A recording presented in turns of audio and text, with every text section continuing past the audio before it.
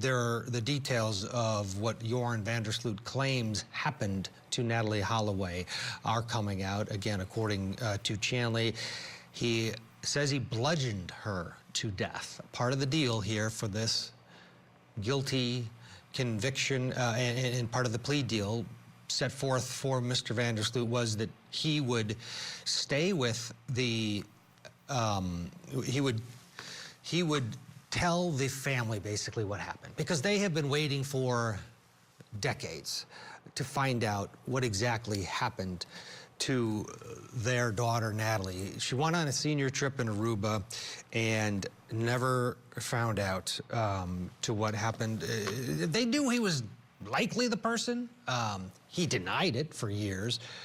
But now, some closure, one would hope, for Beth Holloway. According to her attorney, they were part of this scenario where she got to listen real time to his confession. So Beth Holloway was there listening to him. And in court today, Joran says he bludgeoned Natalie to death after she refused his sexual advances.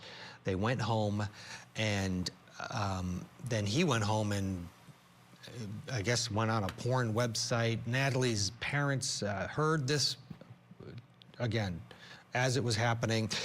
The bottom line is the plea agreement was 24 months in prison to be served in Peru. It's going to run concurrent with his current term, which ends in 22 years. And then after release, he'll have 3 years supervised. It'll be a supervised release scenario. And there's Beth Holloway. We're, again, expecting to hear from her momentarily, a press conference. He also has to pay $25,000 in restitution. But one would have to think this was all about her, Beth Holloway, and her unwillingness to give up in terms of getting answers for what happened to her daughter. She has a number of allies that have helped her through this process. Greta Van Susteren been very instrumental in all of this over the years, helping to get to this point. And this point is so important for her. As we wait, let's bring in Matthew Mangino. And Matthew, I'm going to cut you off if we get Chanley and or Beth Holloway, that press conference starts. But your thoughts, you're a former prosecutor. This was a special sort of deal because of that relentless work from the Holloway family, their attorneys, and other advocates that really pushed. Well, no question. It never gave up on this case. And it's interesting the way it evolved into this extortion charge, which he was brought back for. What's been surprising here is that, he's admitted to murdering Natalie Holloway, and he's never really going to be held accountable for that because there's a 12-year statute of limitations in Aruba with regard to murder, which is unlike the United States. The United States, in most states, if not all, there's no statute of limitations. So you admit to a homicide 20 years after it happened or 40 years after it happened, you can still be prosecuted. But that's not the case in Aruba. But this does bring some closure for the family. Certainly, they know what happened to their daughter, however unpleasant it is to hear that. So it's not unusual to have a plea deal in exchange for information about victims, which is what occurred here in this case. Yeah, and that it's, hearing that, okay, your daughter was bludgeoned to death after she refused the sexual advances, it's actually the worst case scenario, but it's probably what she knew all along, a scenario like this. Our Chanley Painter is outside of the courthouse now and is joining us. Chanley, let's start with what transpired inside that courtroom. We know a little bit, but please fill us in. Right, where to begin, Ted? Let's begin with the big news, and that is Joran van der Sloot has admitted to, during a proffer with the family of Natalie Holloway, listening in and watching him do this with the federal authorities, to bludgeoning her to death. The last night that she was seen with him at the bar during that 2005 graduation trip to Aruba. We learned more details sprinkled throughout this hearing. We learned that Natalie Holloway refused his sexual advances. He didn't get what he wanted. He bludgeoned her to death. We later learned from something the judge said that it's likely the Holloway family will never learn where her remains are. And we know that he was also sentenced to the maximum here that the judge could give. So in this plea agreement, He agreed, of course, to proffer, cooperate, to tell the truth. They vetted his story. They agreed it was truthful. And now he will serve the rest of his Peruvian sentence along with this maximum 20-year sentence in prison in Peru. So I guess that was a benefit to him, that it wasn't consecutive. It would be a concurrent sentence. He waived his right to appeal this decision as well.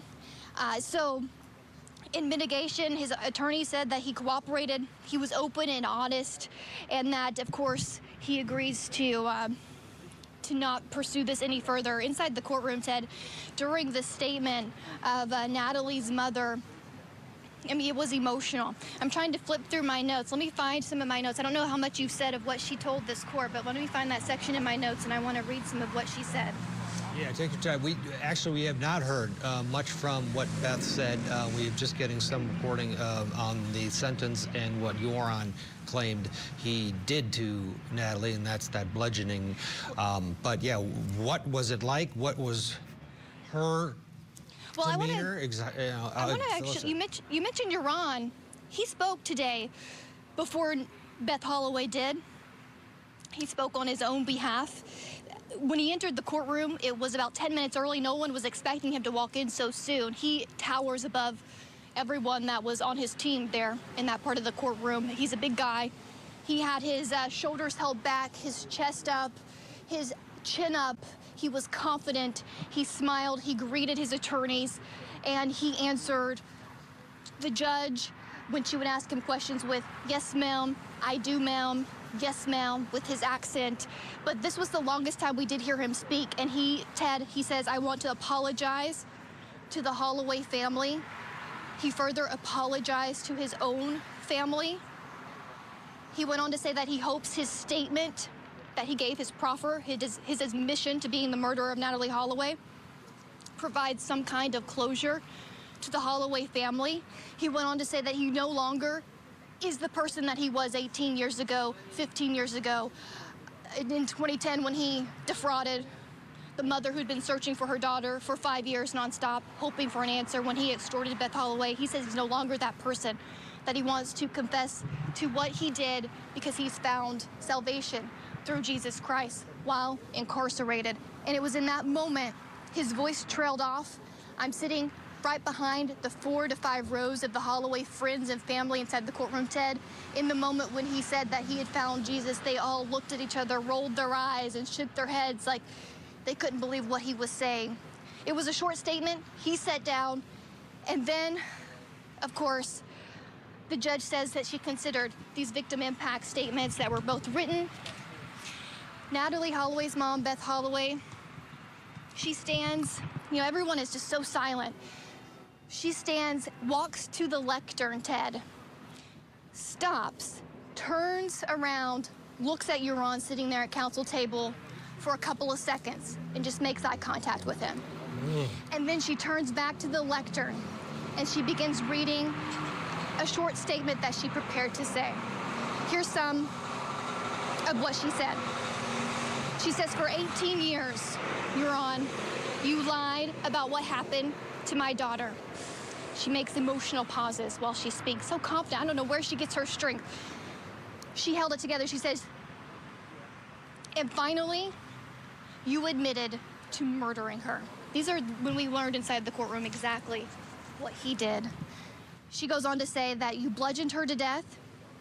And in these moments, the gallery starts to sob. She says that you are a killer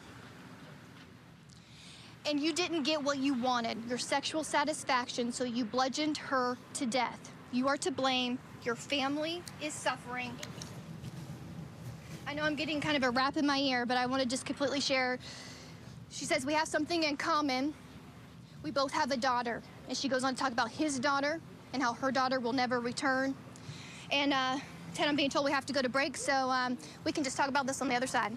Yeah, all right. We're going to get the break in here, and then Beth Holloway is going to speak, and we'll have Chanley with us as well. We'll continue our breaking news coverage. Joran van der Sloot pleading guilty and providing details of what happened to Natalie Holloway. Stay with us. Detectives and investigators have Suspected Holloway's disappearance back in 2005 is expected to now plead guilty to trying to extort money from Holloway's mother. Vandersloot was recently extradited to Alabama to face the extradition charges. His sentence is scheduled for October 18th. Vandersloot is serving a 28-year sentence in Peru after admitting to killing a woman there in 2010. That's right. We know Natalee Holloway. I remember watching this. She vanished in 2005. While on the high school graduation trip to Aruba, she was last seen leaving a bar with Vandersloot at that time. And Court TV's Kelly Craft gives us a look back at Vandersloot's past. It has been 18 years since Natalee Holloway vanished while on a senior trip in Aruba, and 13 years since Stephanie Flores was murdered in Peru. Joran Vandersloot has been the #1 suspect in Natalee's disappearance, and he confessed to beating Stephanie Flores to death. Cole Thompson, a former Court TV senior producer, co-authored a book called A Portrait of a Monster. It profiles Joran Vandersloot and the many twists and turns in this case. In 2005, when Natalee disappeared, I was working for Court TV. I was working with Catherine Cryer. It was just one of those huge stories that captured the everybody's attention. It was like O.J. or John Benet Ramsey or Scott Peterson. 5 years to the day, almost the same thing happens again in Peru. And I just got incredibly lucky. Just through a series of acquaintances, wound up being introduced to the actual investigative team, the Red Ball team that was handling the homicide. And for some reason, they just took a liking to me. In 2010, Vandersloot was in Peru where he met Stephanie Flores. But to get to Peru, he needed money. He got that money by allegedly extorting Beth Holloway, claiming he would take her to show her her daughter's remains for $250,000. He approached the Holloways. He asked for this money. Now he's screaming entrapment. But he used this money to fund his trip to Peru, where another girl died. If he hadn't had this money, he would have been stuck in Aruba. This must weigh heavily on everybody involved. Thompson was embedded with authorities in Peru. In the book, lead homicide investigator Captain Juan Callis Vargas tells Thompson this about the death of Stephanie Flores. The beating was overkill, savage, and the level of violence indicated that he had probably done this before. The level of violence had likely escalated over the years. Callan also described Joran as cold and calculated. Callan recognized that he was in the presence of pure evil. He came from a fairly normal family, seemed like a child of privilege. Very early on, they figured that something was the matter with Joran, that he was potentially a monster. He beat one of his brothers nearly to death. Thompson shared with us surveillance photos from the night in Peru when Vandersloot killed Flores. You can see Vandersloot and Flores entering the hotel. Then, Vandersloot exits alone. He also shared with us crime scene photos, an investigator's sketch of the crime scene, and Stephanie Flores' grave. A sad reminder that two young women who never met are so eerily connected. Two families sitting there watching surveillance tape from a casino of their daughters and this man, the only suspect in either case. Let's bring in criminal defense attorney and former prosecutor Marie Pereira. Marie, you're in New York there. This is a case that, I remember being glued to the television when she disappeared. And I may be biased, but I think he got away with that murder. And to plead guilty now to at least some sort of relation to the Natalee Holloway case, the extortion charges. How do you think that moves the ball forward? Do you think this will definitely help the family, at least a step in the right direction to some sort of justice? It is a step in the right direction because Beth Holloway and the Holloways, and there's a shot of Greta Van Susteren, who any crime watcher knows Greta, a long time at Fox News and at CNN.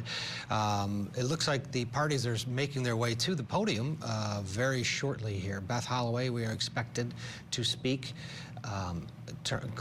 also with her attorney. And it looks as though they are gathering here at the podium shot. So we're gonna wait here just for a second, but to take you to it. Here we go. Okay, so the parties are coming up. Let's listen. Okay. Good morning. Thank you all for being here with us this morning. My name is Prim Escalona, and I'm the United States Attorney for the Northern District of Alabama. I'm going to make a brief prepared statement, and then I believe that Beth Holloway will also be making a statement. Today marks the end of 18 years of wondering what happened to Natalie Holloway. Now, Beth and Dave can rest, and Natalie can rest, knowing that justice was served. For the Holloway family, this has been a journey filled with patience, perseverance, and courage as they continued to seek justice for Natalie. I hope today will give them peace. I want to extend my deepest appreciation to the FBI, the Department of Justice's Office of International Affairs, the governments of Peru, the Netherlands, and Aruba, the United States Marshals Service, and the Shelby County Sheriff's Office for their efforts that helped make today possible. I also want to recognize from my office Lloyd Peoples, Catherine Crosby, and Tanya Benninger, who worked tirelessly over the last year and a half on this case, along with many others in my office who have worked towards justice for the last 13 years. Also, I want to thank the court and the federal public defender and his team for their diligence and professionalism throughout this prosecution. Ensuring a successful prosecution took a great amount of collaboration, and I'm grateful for all of the hard work and dedication that has been devoted to this case. The world watched in 2005 as Beth and Dave Holloway experienced every parent's worst nightmare. As a mother, I cannot imagine the heartache, sleepless nights, and the tears that Beth and her family must have shed of wondering what happened to Natalie. Despite their grief, the Holloway family kept fighting for justice for Natalie. Their love for their daughter and sister is what brought us to this day. For Beth and Dave and Matt, I hope today is not just about this sentence. I hope it's about healing, about finding peace, knowing they did everything they could for their daughter and their sister. I hope today will help all of us move forward, not in sadness, but in celebration of the incredible life that Natalie lived. Beth, may her memory be a blessing. Thank you so much.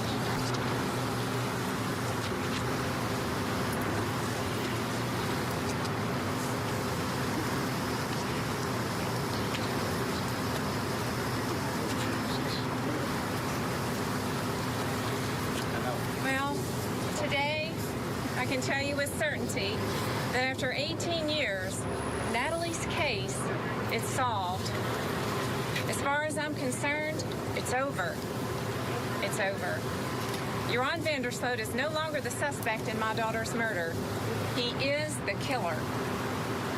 In the course of his felony prosecution, here for extortion and wire fraud indictment, he gave a proffer in which he finally confessed that he killed Natalie. He described when and how he killed her. He said that after killing her on the beach in Aruba, he put her into the water, and that was the last that he ever saw her. That was all verified by a comprehensive and conclusive polygraph test. Even with this confession, though, he can't be tried here for Natalie's murder. But I'm satisfied knowing that he did it. He did it alone, and he disposed of her alone. I won't give you the details of his brutal confession. Those will be forthcoming when the proffer is made public. You will also have details of the plea agreement which was reached. His sentence of the extortion and the wire fraud will run concurrently with the sentence in Peru for killing Stephanie Flores. And that's fine with me. Thanks to a lot of very smart and dedicated people here, I got the answer I've been searching for the past 18 years.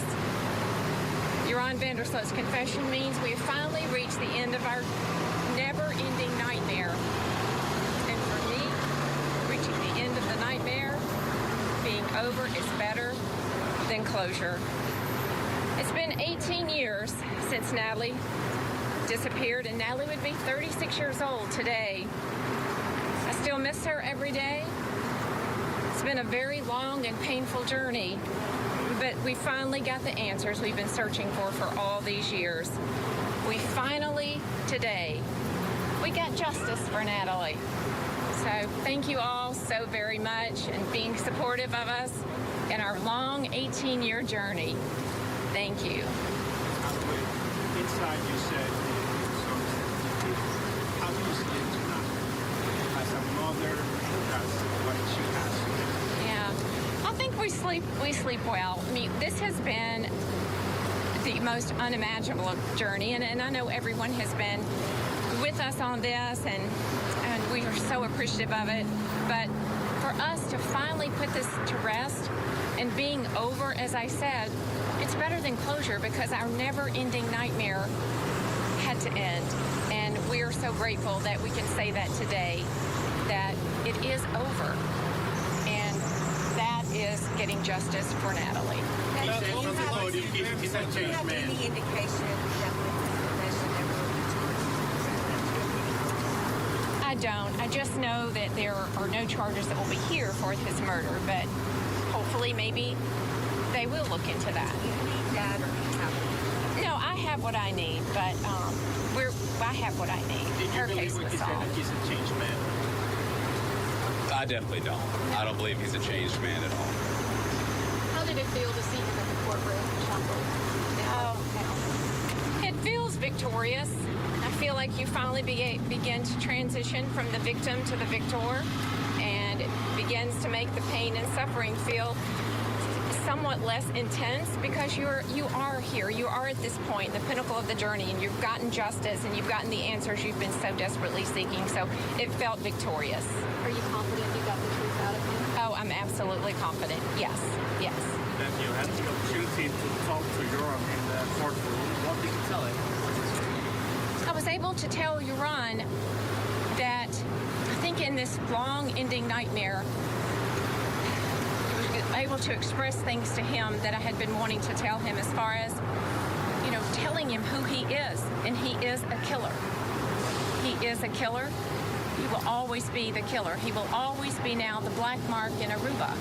He's now confessed to 2 murders. So that was good for me to be able to tell him that and mention that. Do you hope that Aruba maybe reopen the case? I don't know about that, but I'm just sticking with victorious right now. Thank you. Can you tell us a little bit about in the courtroom they said they just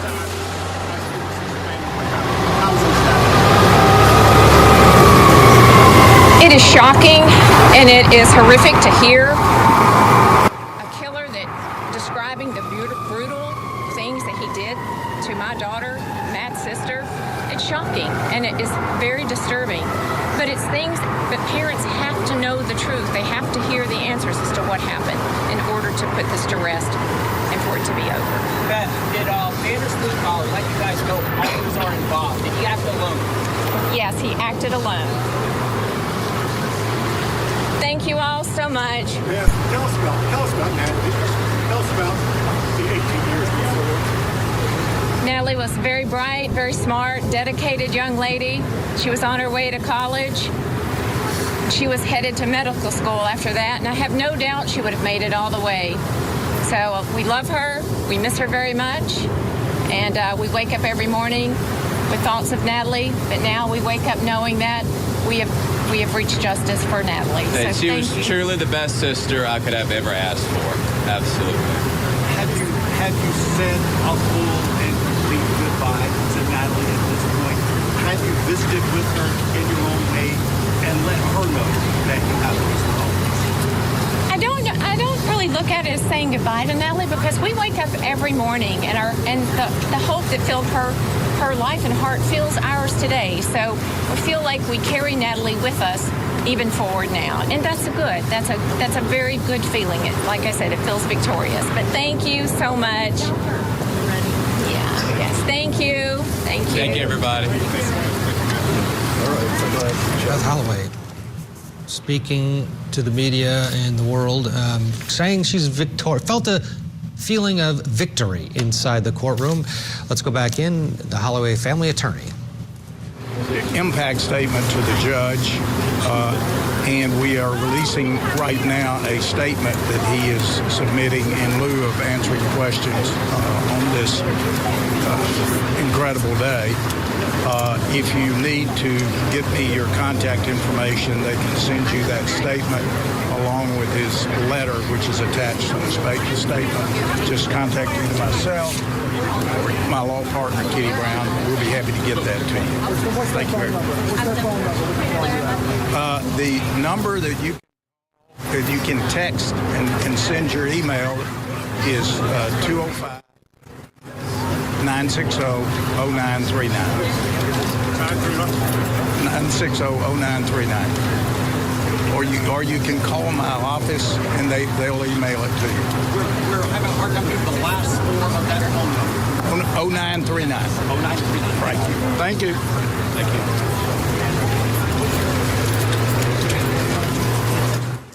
All right, there you have it. The breaking news at this hour. Joran Vandersloot, after 18 years, has admitted to killing Natalee Holloway and disposing of her remains. He did so in a federal courthouse in the state of Alabama. Chanley Painter is outside that courthouse. She was inside that courtroom watching it all. We just heard from Beth, and boy, you had made a statement earlier, Chanley, about her strength. That sure showed outside the courtroom, but pick up again where we left off, inside, staring down your daughter's killer. Paint that picture for us again. Yeah. It sends chills down your spine. It was a packed courthouse, standing room only. And before the hearing began, the Holloway family, including Natalee's father, her brother, her mother, went to the front to sit with the prosecutors in this case, so we anticipated that one or all of them would speak. It was Beth who took the lead in speaking directly to Joran Vandersloot. She took advantage of being able to just stand a couple of feet from him, look him in the eye, and Ted, I left off with what she was saying a little bit earlier, calling him a killer, talking about that. You and I, Joran, have a couple of things in common, one being that we both had a daughter. We both have a daughter. You have a daughter now, but mine is no longer here. Imagine if someone did to your daughter what you did to my daughter. And she was in the middle of saying this, Ted. You could hear the sobs, the tissues throughout the gallery with all the friends and family there. And I noticed at that point that Joran started wiping his face. I couldn't see the front of his face where I was sitting in the gallery, but he would take his orange jailhouse shirt and he would lift it up and he would wipe his face. Was he crying? I don't know, but he did it several times. And as Beth Holloway continued to talk about this impact on her life, she stops, she turns again to Joran and says, by the way, you look like hell, Joran. I don't see how you're going to make it. And she says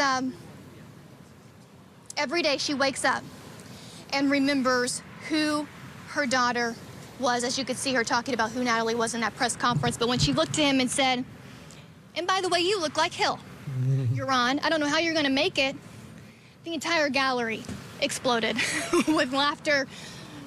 Looking at each other.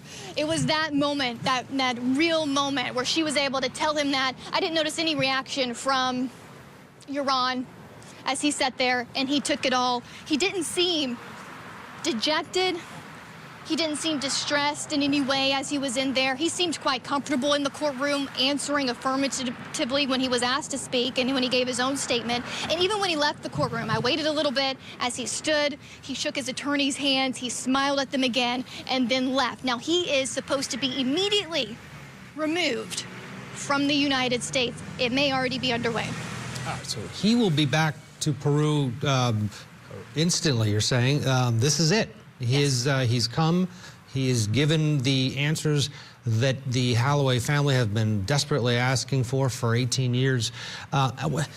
It's fascinating that he also agreed to a lie detector test, and boy, it seems that everybody involved believes his story, because this is a guy that, let's face it, has told lie after lie after lie, including this extortion scheme for 18 years plus. That's right. That's right. And we were told, again, by prosecutors, even by the judge, that when this proffer was given, they had the best investigators in the world to vet and verify his story. As we just heard Beth say in the press conference, he acted alone. He admits to bludgeoning her, putting her body in the water, and the fact that, you know, her remains will never be found. The Holloway family believes this time what he says, and his reason when he stood to make that statement, Ted, was because he's had a life-changing spiritual experience that he is now being truthful. He passed the polygraph examination, and the benefit to him is now he serves this sentence, this maximum 20 years, concurrently with his murder conviction in Peru, and that the United States authorities, Ted, cannot use anything he said in this confession against him moving forward. Interesting, and it's fascinating that, you know, Beth mentioned that she acknowledged, you know, concurrent is not as good as consecutive. Obviously, he's not getting any extra time for this. He's still serving that same sentence in Peru. But this was what they wanted. They didn't. But she's comfortable. Yeah, they've received the information they've been waiting 18 years for, Ted. That was worth it to them to know exactly what happened to her daughter, confirming what they really already felt happened. But that's inherent in a plea agreement, right? So he was willing to agree. So there's give and take in that agreement. And one of those give and takes was some benefit to him, which is this concurrent sentence as opposed to a consecutive. And even still, with the maximum here, Ted, it is a high departure from the standard sentence he should have received here. And that was agreed to by his defense because, again, there's this give and take. So even still with this 20-year sentence, it is much higher than what he would have probably normally received under the federal statutory guidelines here in the state of Alabama. Yeah, and one, I guarantee you the Vandersloot family also has to be breathing a sigh of relief. Over the years, there have been there's a lot of speculation, obviously, that possibly Joran's father helped with the disposal of the body. This lays all of those stories to rest as well, and they have seen their son suspected of one murder and then convicted of a horrible one in Peru as well. So one would have to think that the Vandersloots also are pleased with this, whatever it was, his religious transformation or whatever. It seems like that this is the truth, Chanley. Finally. It does seem as though finally, 18 years later, he decides to say exactly what happened. He apologized to his own family, and a part of Beth Holloway's statement was to acknowledge the horror and terror not only that he put her and her family through, but his own family. I know that you remember watching 18 years ago when his dad and his mother, their home, the media following them around constantly, and how that all unfolded, and the dad being implicated, his dad again passing away in 2010. Had always been sort of suspected. So that puts that to rest. And Beth, really what matters here is what the Holloways believe, right? They're the ones who have suffered for 18 years because of this. And if they're good with it, I'm good with it. We're all good with it. They see that this is finally the truth coming out, and they certainly deserve it by now. All right. Let's add to our conversation. Trial attorney Krista Ramey is in Los Angeles. And Krista, overall thoughts on this process? It's extraordinary, really, all of this. It really is. I mean, it seems like from a standpoint of thinking about justice, it's 240 months justice, But I also know that a lot of this is about just knowing what happened to their daughter and being able to put that, part of you and, that as a mother loses a child, that's something that you can never, you always have that, we're not equipped to bury our children. We're supposed to they're supposed to outlive us. And then with this, you didn't even get to bury her. So I think that, having this information and finally knowing what happened, I think has to be a huge relief. My family has suffered a violent crime where we didn't know what happened, and we still don't know. And I would love to have like this little piece of that, like knowing that has to be just so fulfilling. So if they're okay, I'm with you, Chanley. If they're okay with this, I'm okay with this too.